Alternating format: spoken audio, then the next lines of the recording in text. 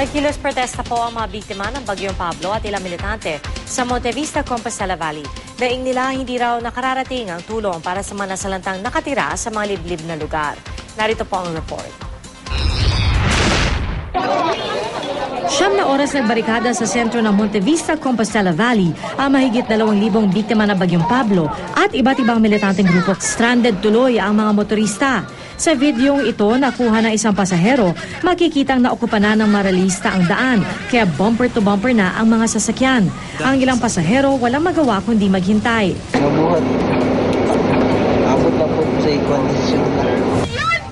Daing ng mga nagkilos protesta, di raw nakararating ang tulong para sa mga nasalanta na Bagyong Pablo sa mga liblib na lugar sa Compostela Valley, Davao Oriental at Agusan del Sur. Makaigo pa yan ng 2 kilo, 5 kapagpasa, isa kasi mana.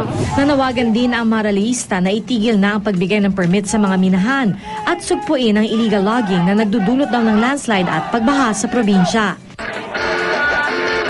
Sa gitna ng mainit na kilos protesta, dumating ang ilang opisyal ng gobyerno, kabilang si Social Welfare and Development Secretary Dinky Soliman at Compostela Valley Governor Arturo Uy.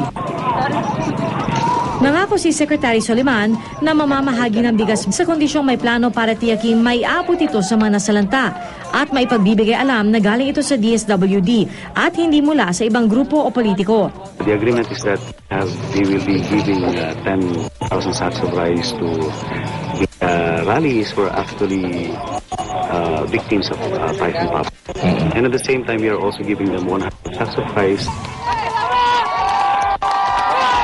Pasado alas 9 ng gabi, umalis na rin ang mga ralista. Dinala sa tanggapan ng Monte Vista Municipal Government ang 100 sako ng bigas at 1,900 packs ng pagkain. Sinisiyasat naman ng pulisya ang mga ulat na napasok din ng hanay ng mga rebelde, ang mga ralista.